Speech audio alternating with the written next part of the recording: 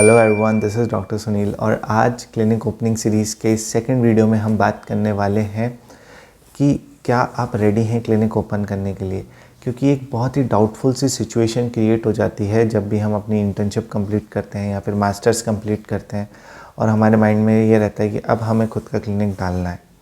तो काफ़ी ज़्यादा डाउट हमारे मन में आता है कि क्या हम कर पाएंगे, क्या हम नहीं कर पाएंगे। तो आज इस वीडियो में मैं इसी चीज़ के ऊपर आपको पूरी तरह से क्लैरिटी देने वाला हूँ और मुझे बिल्कुल उम्मीद है कि इस वीडियो के ख़त्म होने तक आपका माइंड पूरा क्लियर हो चुका होगा कि आप रेडी हो या नहीं क्लिनिक ओपन करने के लिए। तो चलिए स्टार्ट करते हैं। देखिए, जैसे ही हमारी इंटर्नशिप कंप्लीट होती है या फिर हमारी मास्टर्स की डिग्री कंप्लीट होती है, तब दो चीज़ें हमारे सामने होती है। या तो हम कंसल्टेशन का वर्क करें, या तो हम क्लिनिक टू क्लिनिक जाएं और वहाँ पर काम करें, या फिर हम खुद का ही क्लिनिक ओपन करें, ठीक है, या फिर हम कोई हॉस्पिटल ज्वाइन कर लें। तो यही कुछ हमारे सामने ऑप्शन होते हैं। सपोज़ हमने क्लिनिक ओपन करने का सोचा तो हमारे माइंड में क्या आता है कि क्या यार मैं ये कर पाऊँगा या नहीं कर पाऊँगा। क्योंकि ये सवाल हर एक पर्सन जो क्लिनिक ओपन करने जा रहा है उसके मन में आता है। तो अब क्या होता है कि मेरा तो मानना ये है कि जब भी आप अपनी BDS को कंप्लीट करते हैं या फिर अगर आप इंटर्नशिप के अंदर हैं तो आपको शाम के टाइम या आपको घंटा 2 घंटा जब आपको इवनिंग में टाइम मिलता है तब आपको एक प्राइवेट क्लिनिक पे जाना चाहिए। चाहे वहाँ पर आप एक सेक्शन ही क्यों ना पकड़ रहे हों, आपको वहाँ पर जाकर ये ऑब्ज़र्व करना चाहिए कि यहाँ पर मैनेजमेंट किस तरीके से चल रहा है। क्योंकि हमारे कॉलेजेस में हमें सारी चीज़ें सिखाई जाती है, ठीक है, हमें क्लिनिकल वर्क सारा सिखाया जाता है। एक आइडियल कॉलेज की बात कर रहा हूँ जहाँ पे आपको क्लिनिकल वर्क सिखाया जा रहा है। सपोज़ मैं ये मानता हूँ कि आपके कॉलेज में आपको सिखाया जा रहा है, एक्चुअल सिनेरियो आप जानते हो। तो अगर आपको वहाँ पर ये सिखाया जा रहा है बट आपको मैनेजमेंट की स्किल्स, पैसे कैसे लेने हैं और किस तरीके से रिकॉर्ड्स को मेंटेन करना है, ये सारी चीज़ें वहाँ पर लैक कर जाती है। ये एक बहुत इम्पॉर्टेंट पार्ट होता है क्लिनिक ओपन करने से पहले, ये चीज़ आपको आनी चाहिए। तो इस पर्टिकुलर स्किल को सीखने के लिए कि किस तरीके से आप मैनेज कर रहे हो पेशेंट्स को, कैसे रिकॉल कर रहे हो, पेशेंट की मेंटालिटी क्या है। कॉलेज के अंदर जब आप पेशेंट करते हो तो उनकी मेंटालिटी अलग होती है। यहाँ पर जब आपके पास प्राइवेट पेशेंट्स होते हैं उनकी मेंटालिटी अलग है।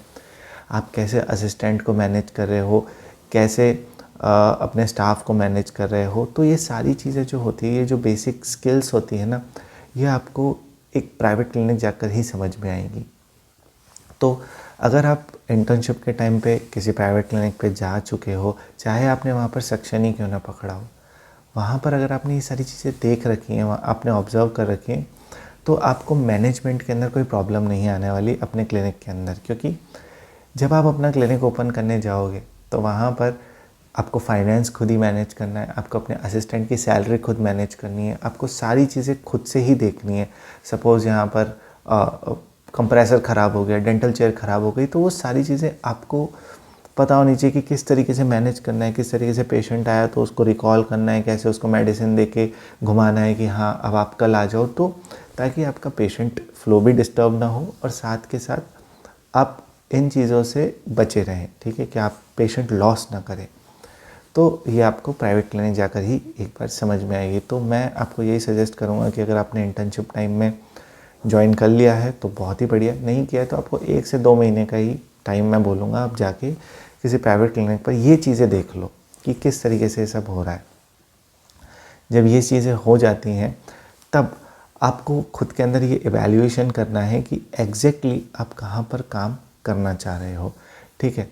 अगर आपको बेसिक RCT आती है, ठीक है, मैं ऐसा नहीं बोल रहा कि बहुत ही कर्व्ड कैनाल के अंदर आप स्पेशल केसेस के अंदर RCT करो। अगर आपको बेसिक RCT आती है, आपको एक्सट्रैक्शन करना आता है, आपको थोड़ा बहुत CD का काम आता है, कंप्लीट डेंचर बनाना आता है, आपको इम्प्रेशन मेकिंग आती है, क्राउन कटिंग आती है, अगर ये बेसिक चीज़ें भी आती है ना, तो आप क्लिनिक ओपन कर सकते हो।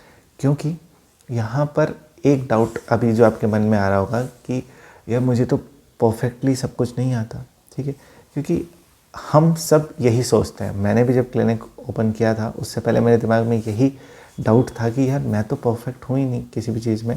तो एक चीज़ आप अपने दिमाग में डाल लो कि कोई भी डेंटिस्ट आज की डेट में परफेक्ट नहीं है, ठीक है, कोई भी डॉक्टर आज की डेट में परफेक्ट नहीं है। सो आप भी परफेक्ट नहीं हो और there is no perfect recipe, ठीक है, आज तक नहीं बनी। अगर घर में हमारी मम्मी ये सोचे कि वो मास्टर शेफ़ बन जाएंगी तब वो खाना बनाएंगी तो पूरा परिवार भूखा रह जाएगा। लेकिन हमारी मम्मी को जैसा खाना बनाना आता है वो बिल्कुल वैसा ही बनाती है और हमारी भूख मिट जाती है। तो अगर आपको इतना काम आता है, इतनी स्किल आपके अंदर है कि आप अपनी भूख मिटा सकते हो, आप अपना काम निकाल सकते हो, आप इतनी आरसीटी कर सकते हो पेशेंट का पेन चला जाए, आप ऐसा एक्सट्रैक्शन कर सकते हो कि पेशेंट को कोई हार्म ना हो, पेशेंट का इजीली एक्सट्रैक्शन हो जाए।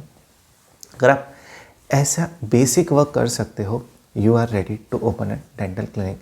बिकॉज जो परफेक्शन है ना, जो इम्प्रूवमेंट है वो टाइम के साथ आएगा। ऐसा नहीं है कि आप पहले ही दिन क्लिनिक पे बैठे ओ आई एम परफेक्ट, मैं बहुत ही अच्छा सब कुछ कर सकता हूँ। बिलीव मी, आप एक चीज़ अच्छी कर सकते होंगे, आप बेशक आरसीटी बहुत अच्छी करते होंगे, बेशक आप एक्सट्रैक्शन बहुत अच्छा करते होंगे, पर हो सकता है आपका प्रोस्थो में हाथ अच्छा नहीं हो। तो ये सारी चीज़ें हैं ना, हर किसी के हाथ में नहीं आ पाती। धीरे धीरे टाइम के साथ आप उस चीज़ को इम्प्रूव करते हो। तो मेरा यहाँ पे आपको यही सजेशन है कि जब आपको ये चीज़ें आ गई हैं तो आप क्लिनिक ओपन कर सकते हो। मेरे मन में भी क्लिनिक ओपन करने से पहले यही सबसे बड़ा डाउट था कि मैं तो कर ही नहीं पाऊँगा, लेकिन मैं करता था। और उसके साथ ही आपको सपोर्ट चाहिए होगा अपने सीनियर्स का। बिल्कुल, आपको अपने साथ एक सपोर्ट सिस्टम लेकर चलना है। लाइक आपको कोई कंसल्टेंट लेकर चलना है या फिर आपको एक सीनियर को पकड़ के चलना है। इन केस आप किसी भी केस में अटकते हो, लाइक आप आरसीटी कर रहे हो, पेशेंट का पेन नहीं जा रहा है, तो आप क्या करोगे? आप कंसल्टेंट को बुलाओगे, कंसल्टेंट को बुला के उससे सीखोगे कि भाई आपने ऐसा क्या किया जो मैं नहीं कर पाया। ठीक है, हाथ आपके वही रहने वाले हैं, ठीक है, आंखें आपकी वही रहने वाली है। जो चीज़ चेंज होगी ना, सिर्फ और सिर्फ आपकी नॉलेज चेंज होगी। जैसे ही आपकी नॉलेज बढ़ेगी आप वो चीज़ें करने लग जाओगे। आज आप इस हाथ से आरसीटी कर रहे हो, आज के 5 साल बाद आप इसी हाथ से आरसीटी कर रहे होगे, लेकिन दोनों में डिफरेंस किस चीज़ का होगा? आपकी नॉलेज का।